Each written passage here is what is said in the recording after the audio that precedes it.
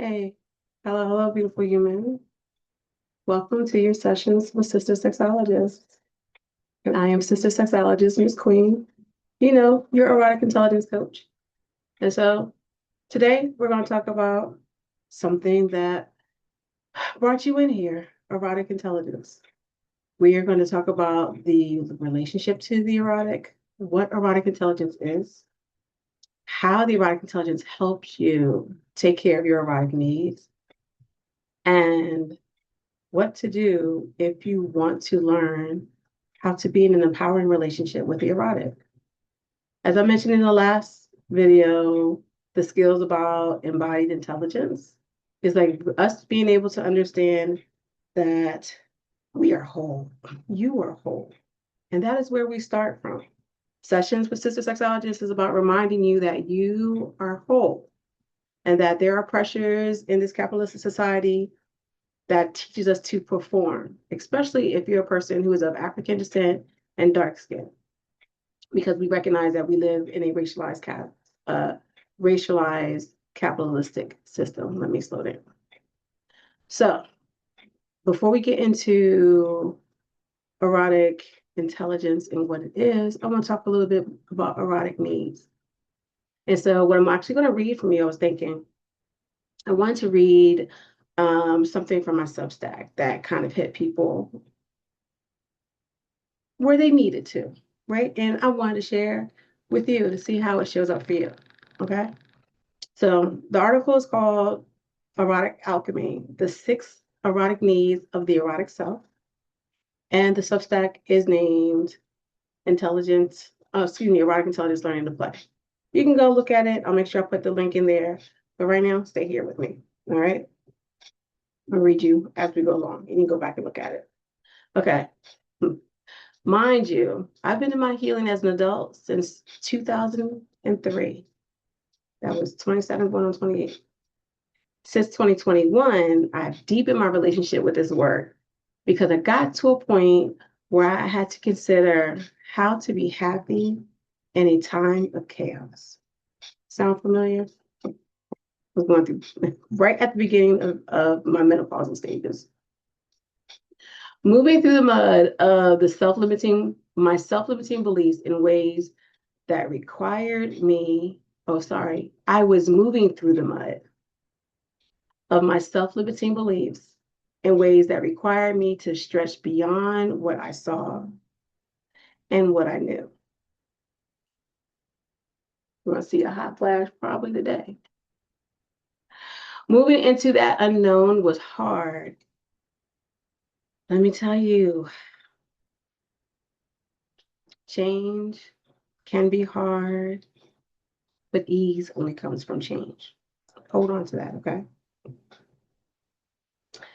Wanting to and sometimes reverting to old ways of being was just easy. Struggling with self-limiting beliefs about myself, about my work, requires now for me to unpack my relationship with learned helplessness, some of my shadow work. With the erotic, remember the erotic is the energy of desirability, both sexually and non-sexually, informed by our intuitive mind and body relationship. With the erotic, I move through the 8 areas of the erotic self. We'll talk at one point. And I often share my erotic healing was not eat, pray, love. It was choose, practice, and surrender. It was my spirituality. I cried, I raged. I sometimes avoided the discomfort of being accountable to it. The erotic reminded me that being responsible meant I did not have to be mean to myself.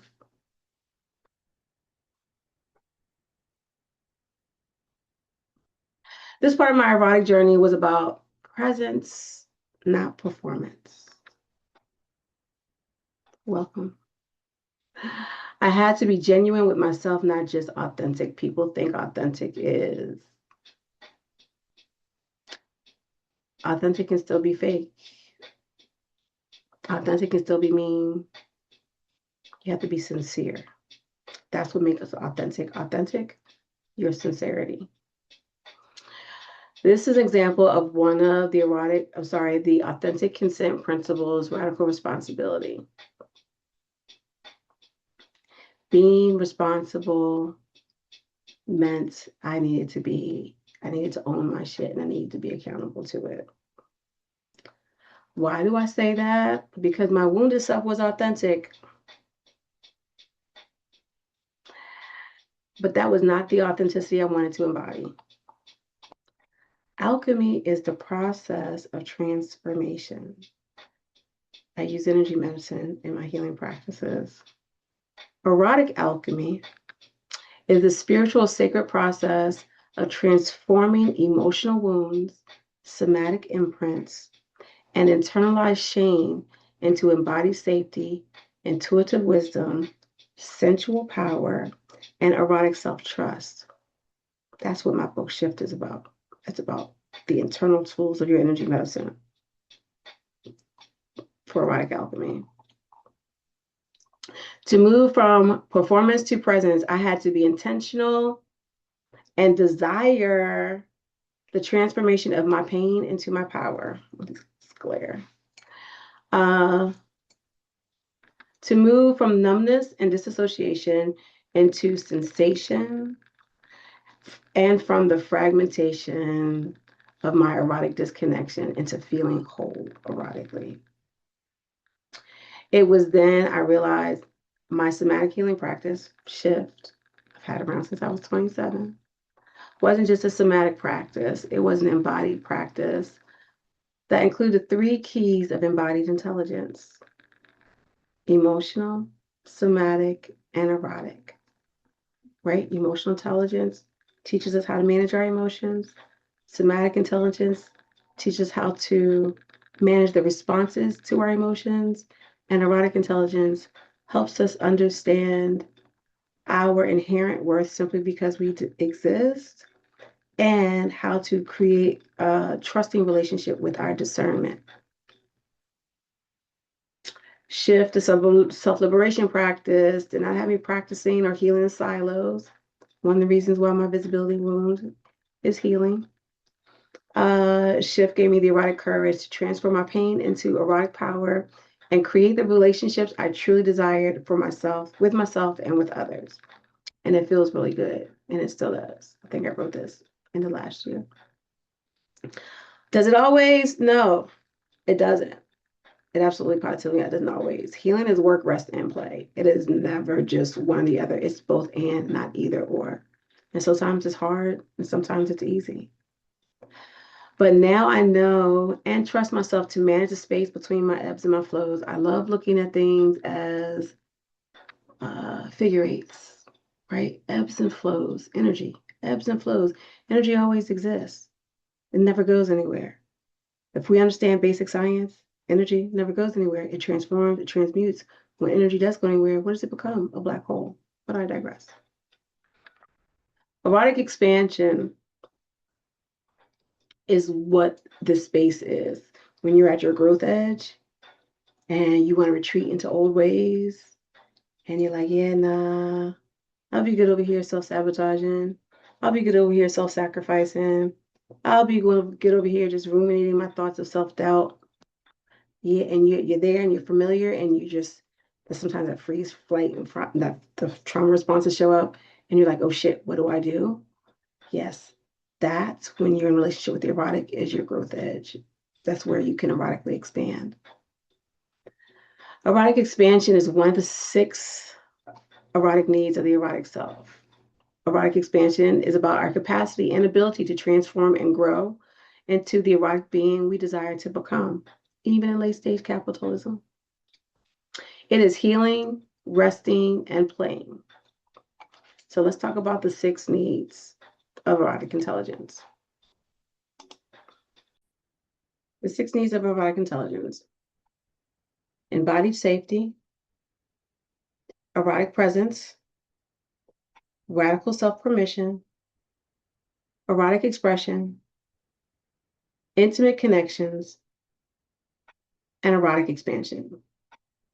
Now, The 6 erotic needs comes from the work is informed by the work of Dr. Tracy Gilbert that looked at the erotic self and like what does sexiness feel like as an embodied experience of Black folks in the 21st century. It's like 2018 or so. That can show up and feel desirable, feel sexy. Sexiness as a measurement of wellness and to feel, to experience, to ask for sexual pleasure. And so these erotic needs, recognizing again the erotic from her work and Audre Lorde's work shows that the erotic is not just sexual, that the erotic is spiritual, and that it is non-sexual, and that it is sexual. And so even when I think about as a sex therapist, how many times folks believe the erotic is just sexual because that's all we've been taught. It's never been challenged to taught, but when we really look at historically, ancestrally, and how it still shows up for us. Think about sinners. Sinners was spiritual and sensual and sexual. That is what the erotic is. And so the erotic needs aren't just from anywhere. These are human needs that we all need. And it's informed by Black sexuality, Black queer sexuality on top of that. So what is embodied safety? Embodied safety, I feel emotionally and physically safe enough to explore my erotic self. Embodied, right? M is the prefix of embed and body, one's body, embody within your body. That you don't just feel safe outside of yourself, you feel safe inside for yourself. And from a trauma-informed lens, when you were talking about being able to tap into what feels good, even in the circumstances that we have right now, the ability to create embodied safety is part of that. See embodied intelligence. Now you understand why. Erotic presence is just that. I always think about the types of mindsets, mindfulness, awareness, mindfulness, and erotic mindfulness. You don't just go to, right, feeling sexy, not all the time, especially when we're talking about those of us who have lived and recovering and healing from trauma. It is not automatic. Our nervous system is wired fight, flight, freeze, or fawn, maybe dissociation and disconnection. We're not all right. And so recognizing that it can be a space, our erotic practice, our erotic presence is about staying present in the moment and connecting to yourself, mind, body, and spirit through erotic experiences. And radical self-permission, this is one of my favorite ones, along with radical responsibility. When I even think about the womanism way of knowing, believing, and becoming, is that there's things intrinsically that we develop, that we have, that we're able to ancestrally call, even though we don't know anybody in our immediate family who's about that shit. Radical self-permission, it is what gives you the key, the switch to be like, I'm doing this for me. And so I feel permission to want what I want without shame or guilt. It is one of the uses of the erotic with Audre Lorde, who talks about living unashamed, right? To be able to make decisions, to be able to act on the decisions that you want to make from a place where there is no shame or no guilt.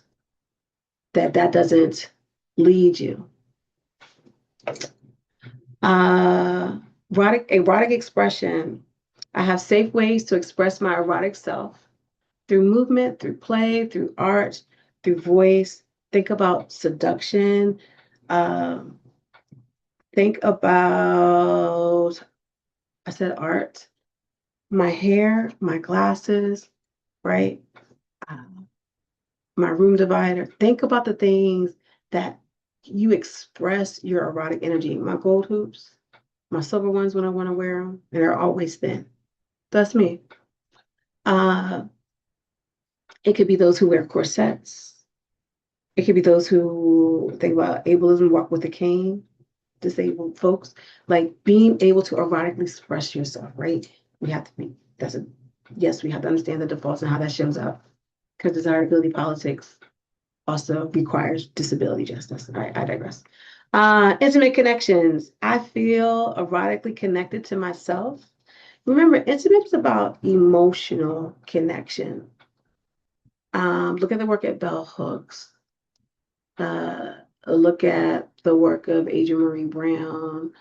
Uh, uh, Look at the work of your pleasure lineage and how are they able to create circles of intimacy, right? Remember, it's quality over quantity, always.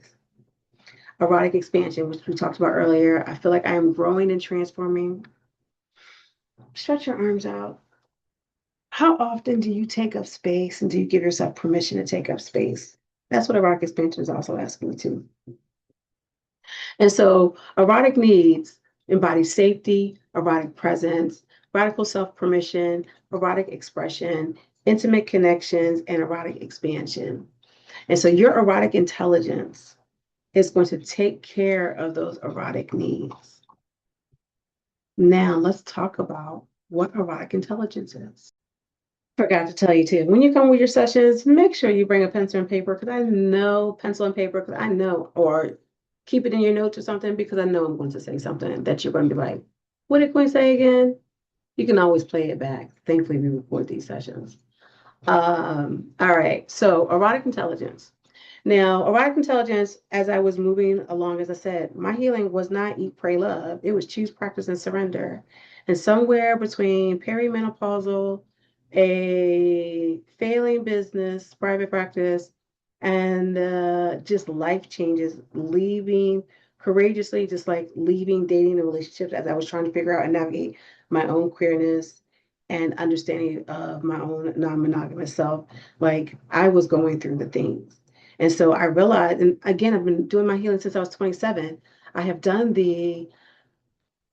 I was introduced to yoga and meditation, Comedic Yoga and Meditation by Dr. Mawata Ashby. Vegetarianism, like the things, Queen of Food, right? Like, but there were still partners, and I've been doing my practices. I knew the breathing. I've been helping my clients, but there was something still in emotional intelligence. This wasn't it. There was also something hormonally going on that I didn't name at the time. But emotional intelligence, somatic intelligence. Also, what I thought about ebbs and flows is who I was then is not who I am now. Therefore, the practice I did then are not the practices that I need now. I needed new practices. And something that my dear friend and Civ, Dr. Zaleka Hepworth Clark Carnegie, reminded me, Dr. Zell, was like, Queen, you need to look at erotic intelligence. But when they said that to me, I wasn't in a place, I didn't have the capacity. I remembered I was going to recall it when I needed it, but I didn't have the capacity right then. What I was really trying to do is just take care of myself, right? I was surviving a mental health crisis. I needed to take care of myself. And so there was a place in what I now first called it my sexual shadow work, and now I realize it was erotic shadow work. Because it included the spiritual. There was nothing that I've always been a spiritual person. And there's nothing about my wholeness that is exempt to understanding myself through a spiritual lens. And so being able to, but I didn't see space in traditional ways to bring that in that honored the relationship between sexuality, spirituality, and mind and body. It's why I became a sex therapist. It was like there needs to be space where Black women have a safer, braver space to be able to navigate tender conversations without being shamed, without being guilted, without being beholden to religious dogma about how we're supposed to hold our bodies, which we have been informed and socialized with respectability and desirability politics. No. And so I got to this place where I knew going back to what had harmed me was not going to be it, right? The only thing I knew about like organized religion. So I had to seek spirituality. And I did through the erotic, because understanding that the erotic is the energy of desirability and that I had, and just when I was information always comes when you're ready for it, never before. And I always talk about like toiling the soil in order to plant seeds. Sometimes people want to be gardeners, but they don't have a relationship with the land. And this type of healing is about you having a relationship with the land yourself. You are the fertile ground. You become the fertile ground. And so I realized that I had to ask myself, even in my healing, what do I want? What do I desire? Not me as a parent, not me as a daughter or as a sister or as a lover, right? Who, me, Queen, as a person, what did I want? I had another dear spiritualist and friend who at the time was just like, what is I supposed to look like? And I was just like, not like this, not like this. And being able to deepen my relationship and my studies in the erotic, because I'm a Virgo, I discovered erotic intelligence and a definition by the Center for Erotic Intelligence. And I thought it was a great definition. And it gave the 5 areas of erotic intelligence, which I'm getting ready to give you out right now. But what I didn't see from the Center of Erotic Intelligence was I didn't see definitions. I scoured for definitions. I didn't see any publications, didn't see any books. The books that I did see on erotic intelligence was about infidelity, healing from infidelity, and sexual compulsion, right? And I was just like, neither one of those applications to the erotic intelligence was something that was mirroring what my need was.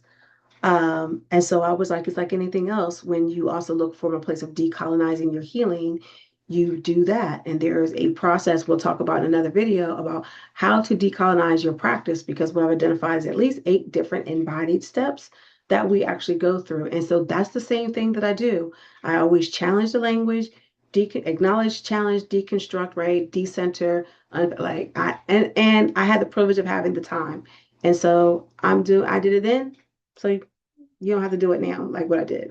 And so I had to figure out the definition to erotic intelligence for myself that showed up in ways that honored an intersectional lens, because the definition from the Center of Erotic Intelligence, while good for what their clients are, what their work was not good for me, because it did not make space for the relationship between identity and power and how it would show up for someone who was navigating with marginalized identities, such as myself, being a Black person of African American descent,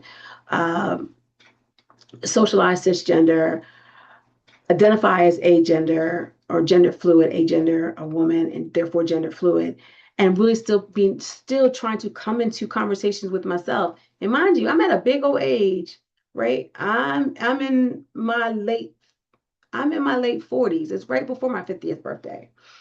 And so here's what I developed as the definition for erotic intelligence that we're going to use.